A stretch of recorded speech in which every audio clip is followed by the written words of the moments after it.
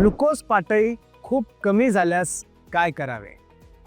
कधीकधी मधुमेहामुळे ग्लुकोजची पातळी खूपच कमी होऊ शकते. याला हायपोग्लायसेमिया म्हणतात.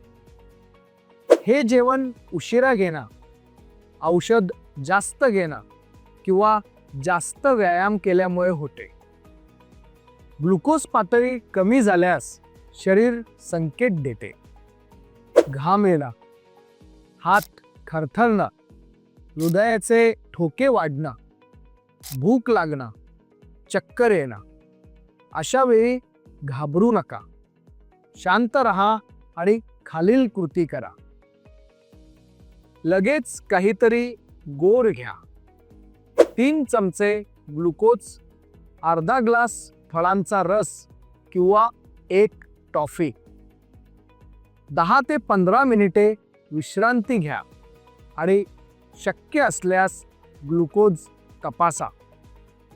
जर अजूनही ठीक वाटत नसेल तर पुन्हा गोड पदार्थ घ्या आणि डॉक्टरांना कळवा. ग्लुकोज स्थिर झाल्यावर काहीतरी खा, जेणेकरून पातळी पुन्हा कमी होणार नाही.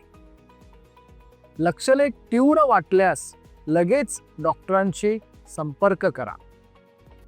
नेहमी काही गोड पदार्थ जवळ ठेवा आणि घरच्यांना किंवा सहकाऱ्यांना काय करावे हे सांगा.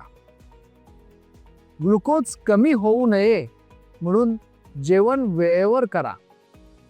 औषधे नीट घ्या आणि डॉक्टरांचा सल्ला पाळा. ग्लुकोज पातळी स्थिर ठेवणं म्हणजे शरीरावर व मनावर दोन्ही नियंत्रण ठेवणं होय.